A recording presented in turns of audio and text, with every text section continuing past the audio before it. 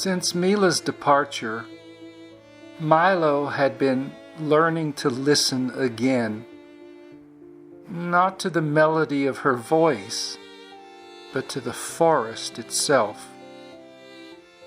The sound of wind through the cedars had become his companion, the hush of evening his teacher. Each day he walked to the glen where they once sat together, carrying no expectation except to breathe. One afternoon, as golden light touched the moss, Milo heard the soft rustle of paws. It was Zeff, the young chipmunk. He appeared at the edge of the clearing, with his tail drooped and his whiskers twitching with worry. "Milo, I don't know what's wrong with me. Ever since Mila showed me how to draw that circle on the ground, you know, the one that marks my boundaries, I've tried to live inside it, but now the others say I've changed. They think I'm cold or distant. Well, honestly, I'm tired. I don't like being around them anymore. They talk too loud, they argue too much. I just want quiet." Milo nodded, motioning for Zeff to sit beside him. "You know, Zeff," he said, "you've learned to hear what most creatures never notice. When you find peace in your body, discord feels sharper. And it's not rejection, it's sensitivity. The heart becomes tuned like an instrument that can no longer bear to be struck by noise." Zeff's eyes glistened. "Then why does it feel like loneliness?" Milo picked up a stick and he drew a small circle in the earth, just as Mila had once done. "Because peace changes how we belong," Milo said. "When you honor your own rhythm, not everyone can join you in it.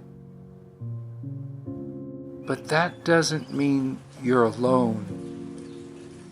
You are simply dwelling where true listening begins."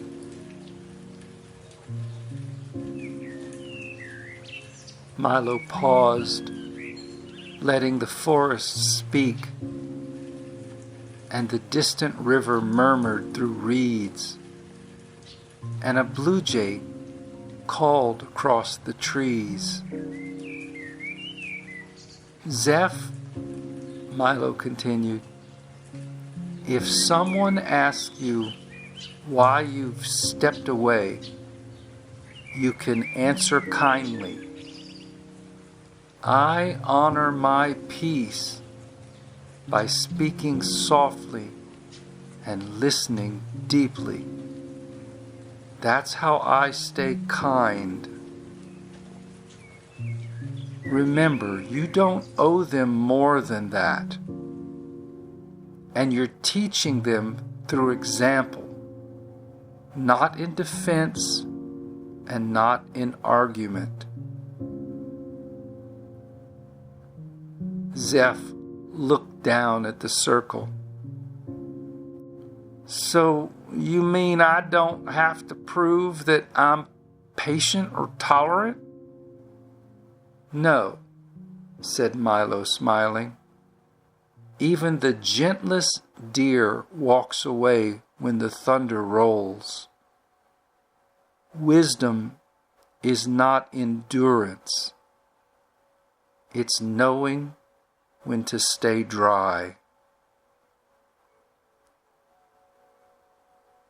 The two sat quietly, and the air was rich with pine and the low hum of insects.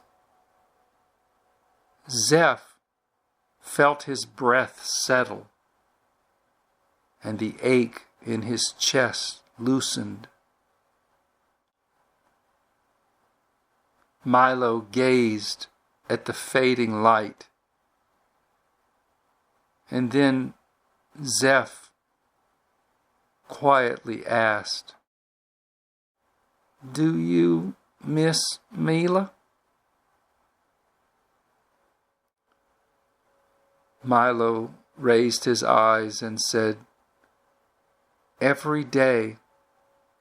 But she's not gone. Her listening is in the silence around us. When I stop trying to fill it, I can still hear her." Zeff smiled faintly. Maybe that's what solitude is, when love spreads out until it fills up everything. Milo smiled and nodded.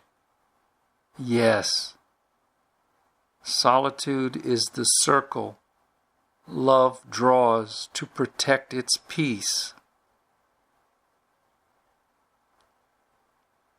As twilight deepened, Zeff looked down at the circle and he traced it one last time. And then he rose to his feet.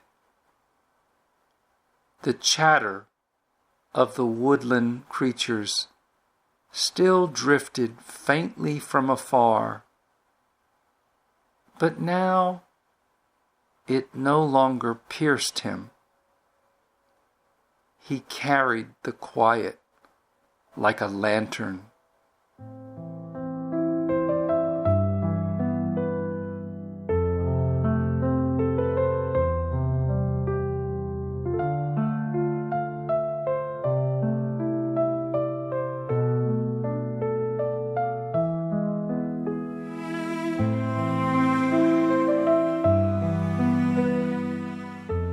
And as Zeff walked back towards his burrow, he whispered to himself, "To honor your peace is not to abandon others.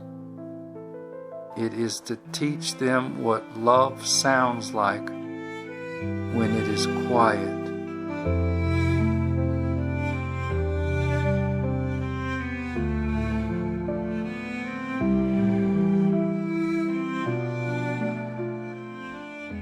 And so the forest grew quiet again.